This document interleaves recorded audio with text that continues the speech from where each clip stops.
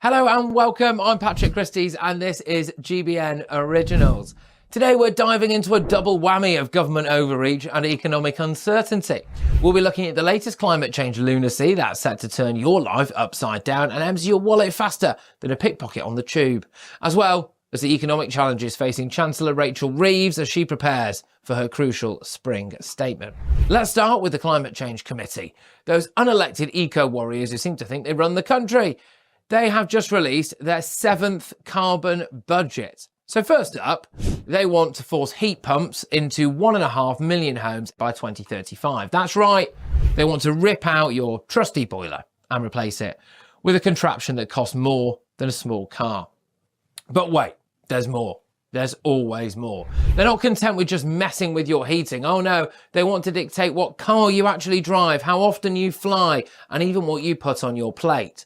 By 2040, these climate commissars want 3/4 of cars and vans to be electric, and 2/3 of heavy goods vehicles too. Because apparently the solution to our energy crisis is to put more strain on our already creaking power grid. And if you're thinking of jetting off for some winter sun, well, think again. They want to slap a 17% reduction on aviation emissions compared to 2023, which when you look at the scale of population growth, it's going to be very hard to do, isn't it? But how are they going to do this? Well, of course, they're going to make your flights eye-wateringly expensive, because as if they weren't pricey enough anyway. But the nanny state doesn't stop at your travel plans. Oh no, they want to police your dinner plate as well. The committee is pushing for a 25% reduction in meat consumption. So, say goodbye to your Sunday roast. Now you might be wondering, what's the price tag for all of this eco-madness? Well, hold on to your hats. The committee estimates it'll cost £110 billion over the next 25 years. That's £4 billion a year, or 0.2% of GDP. Of course, it's important to remember that this lot don't care about money because they're ideologues, and it's not their money they're talking about. They think money grows on trees, and the solution will always just be, well, tax the rich even more. Of course, where that falls down is when the rich leave, who's left to tax? It's us, isn't it? But don't worry, they've front-loaded all of their pain. Yes, that's right. The costs are set to peak at a mere 33 billion in 2029. I'm sure you're not going to miss that money, are you? It's only 33 bill. It's not like we're facing, a cost of living crisis or anything. It's not like, pensioners are freezing to death in their own homes or farmers are going out of business. No. And if you thought that was bad, brace yourselves. For the period between 2025 and 2040, this green dream is set to cost an eye-watering 320 billion quid. That's more than the annual GDP of Denmark, by the way. Now let's just talk, shall we, about what this means for you, the hard-working, law-abiding British public. Well, it will mean higher energy bills, something they denied from the start but have now been forced to admit. It will mean more expensive travel. That will mean that for most people you have to limit where you can go because you might not be able to afford it. And that doesn't really seem that free and fair, does it? There will be less choice in what you eat and how you live your life. And for what? To appease a group of unelected bureaucrats who seem more concerned with hitting arbitrary targets than the well-being of the British people? And what as well, if other countries just decide not to do it? Again, the major argument they say for us all paying the price for this, quite literally, is that we have to be world leading. Well, okay, but what if that doesn't work? What if India or China and loads of other countries just decide not to comply? Well, it won't make a blind bit of difference in the grand scheme of things, really, will it? Now, you might be thinking, hey, look, surely our government wouldn't go along with this madness blindly. Well, I hate to break it to you, but they are all in. They're all in. The government is committed to reaching net zero by 2050, come hell or high water. And at this rate, well, we might get both. This climate change committee, this group that's trying to dictate how we live our lives, wasn't even elected. Of course they weren't. Why would you elect a group of people that are there to sculpt policy that affects all of our lives? You wouldn't do a thing like that, would you? They were set up by the last Labour government in 2008, and now they're acting like they run the country. So critics of these net zero policies have rightly condemned this report as, quote, Marxist garbage. And they're urging Prime Minister Sir Keir Starmer to face down the zealots as his Labour administration scrambles for economic growth. But speaking of economic growth, let's turn our attention to Chancellor Rachel Reeves and the upcoming spring statement on March 26th. Reeves, who's been at the helm of the Treasury since July 2024, finds herself in a precarious balancing act. The Chancellor's fiscal headroom has been shrinking since October's monumental autumn budget, which introduced 40 billion quid in tax hikes.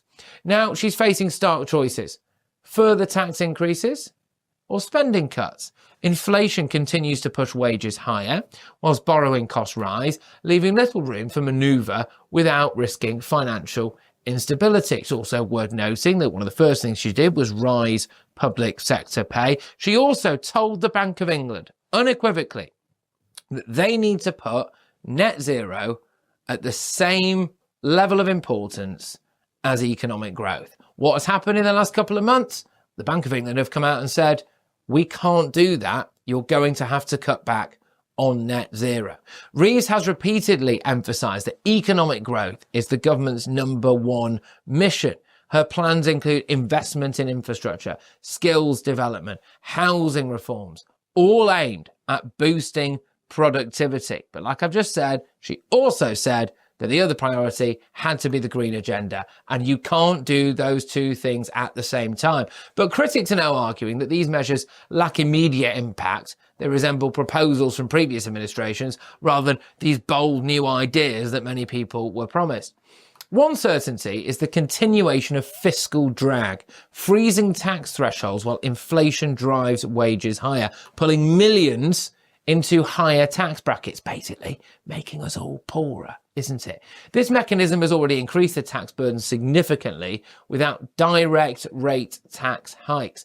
Additionally, inheritance tax reforms and potential changes to ISA rules could further complicate matters for savers and investors. The bigger picture there is arguably anyone who is a wealth generator looking to go elsewhere.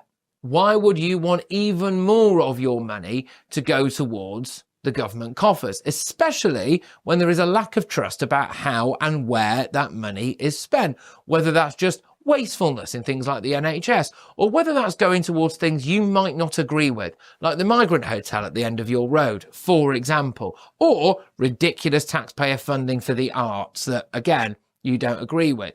So here we are, caught between a rock and a hard place. On one side, we have this climate change committee pushing for radical net zero policies that threaten to bankrupt the nation, all under the guise of this being the morally responsible thing to do, backed up by, frankly, probably now really, 2 generations of politicians who've been ramming this down our throats and criticising and demonising and trying to cancel anyone who dared to disagree with it as some kind of climate denier.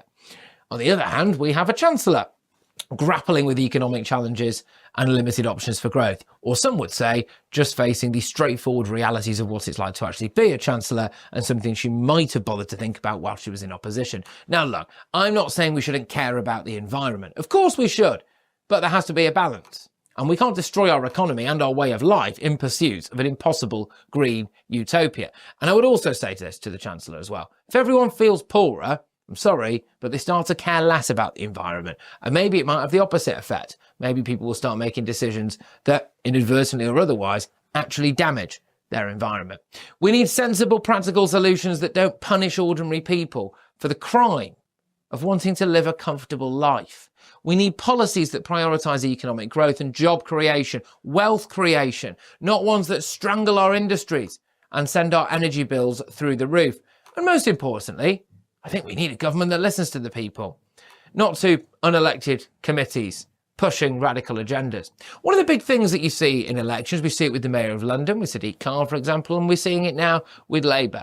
When they win their elections, they say, ha-ha, this was an endorsement by the public for things like more ULEZ, more green policies, our net zero agenda. And I think what they fail to recognise sometimes is that actually very often it was simply a vote against the other candidate. People felt at the last general election the Conservative government had run its course. 15 years of the Tories. The country was in a bit of a mess. They looked like they needed to be in opposition. It was quite chaotic, wasn't it? So when people voted for Labour and they won a landslide general election victory, was that really a vote for radical net zero reform, or was it a vote for not the Tories? You can decide that for yourself. So, look, I say to Sir Keir Starmer, to Rachel Reeves, to the entire Labour government, actually, it's time to stand up for the British people. It's time to face down the climate zealots, their destructive policies. It's time to put Britain first. Because if we don't, if we continue down this path of climate extremism and economic uncertainty, we won't just be facing an energy crisis or a cost of living crisis, we're facing a crisis in our very way of life. Thank you for watching. This has been Patrick Christys. Please don't forget to subscribe to the GB News YouTube channel for more hard-hitting analysis and commentary on the issues that I think matter most to you.